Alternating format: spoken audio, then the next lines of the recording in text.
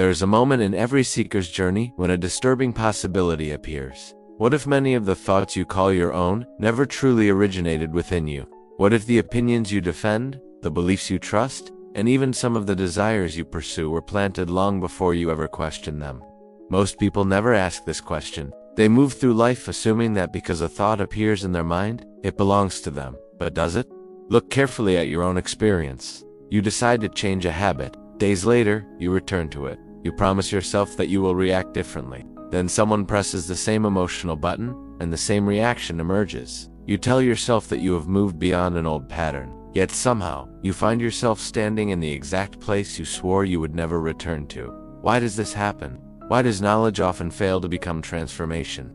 Why do people recognize their chains and continue carrying them?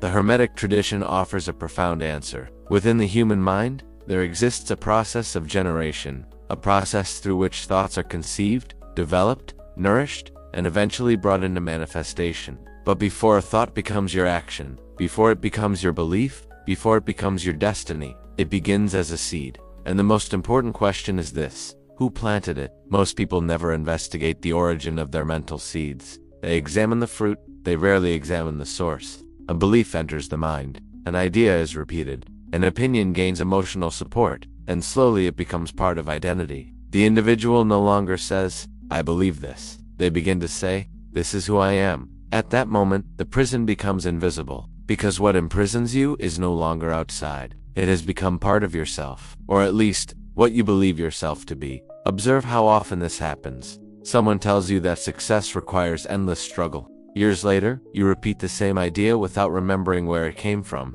Someone tells you that you are not capable enough, not intelligent enough, not worthy enough. Eventually, those words become an internal voice, and after enough repetition, you stop hearing them as a voice. You hear them as reality, yet reality may have never spoken. Only conditioning did. This is why self-observation is one of the most sacred practices of the Hermetic path.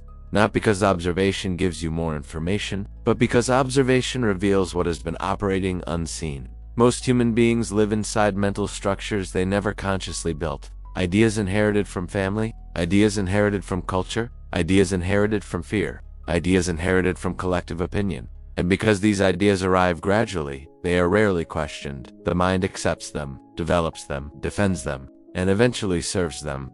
This is where the Hermetic principle of mental gender becomes deeply practical. It is not merely an abstract metaphysical concept, it is happening inside you every day. Thoughts are constantly seeking development. Ideas are constantly seeking expression. Influences are constantly seeking a place to grow. The question is whether you are consciously participating in that process, or merely hosting it. Look at the modern world.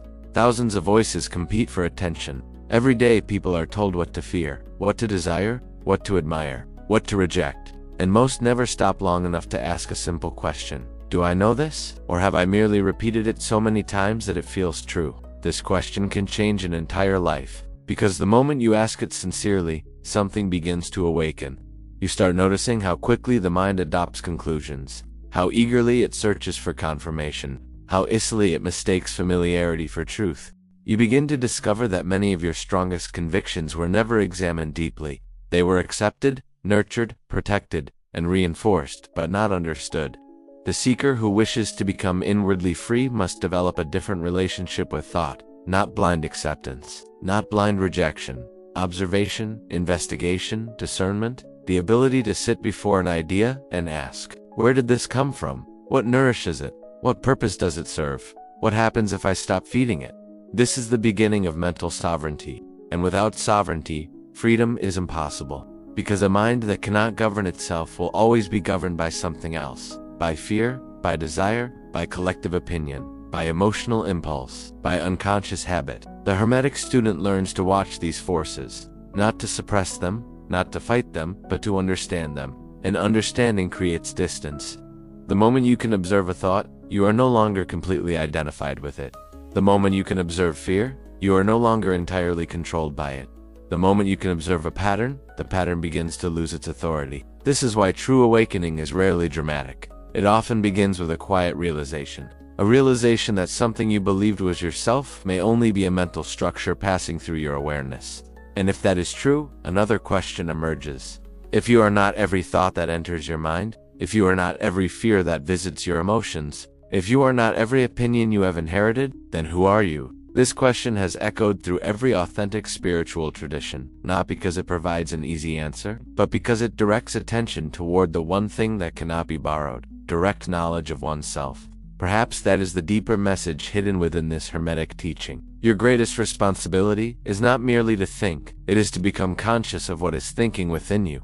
And once you begin to see that process clearly, you may discover that many of the walls you believed surrounded your life were never walls at all, only thoughts. Thoughts that were accepted, developed, repeated, and eventually mistaken for reality. So carry this question with you. Of all the thoughts that moved through your mind today, how many truly belonged to your consciousness?